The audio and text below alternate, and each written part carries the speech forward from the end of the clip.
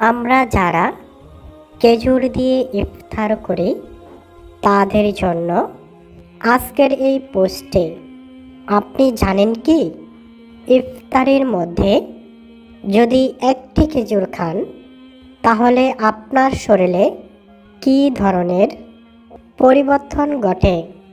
যারা জানেন আলহামদুলিল্লাহ, আর যারা জানেন না আপনারা একটু কষ্ট করে জেনে নেবেন। খেজুর হলো এমন একটি খাবার যে খাবার খেয়ে মহানবী সাল্লাল্লাহু আলাইহি ওয়াসাল্লাম উত্তম খাবার হিসাবে উল্লেখ করেছেন। হাদিস শরীফে খেজুরের কথা ভার উল্লেখ করা হয়েছে।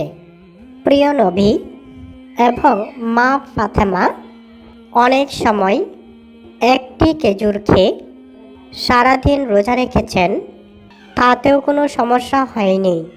শুধু তাই নয়, আপনি একটি খেজুর খেলে যারা দুর্বল পুরুষ আপনারা সবল হয়ে যাবেন। অর্থাৎ যে সকল পুরুষেরা স্ত্রীর কাছে গিয়ে টিকতে পারেন না, আপনারা যদি নিয়মিত খেজুর খান তাহলে আপনি আপনার স্ত্রীকে অধিক সময় মেলামেশা করবেন। আপনার মন যতক্ষণ চাইবে ততক্ষণ সহবাসের কাজ করতে পারবেন। কেননা স্বামী স্ত্রীর সহবাস একটি পবিত্র এবং মধুর মিলন। সহবাসকে বেহেশতের সুখের সাথে তুলনা করা হয়েছে।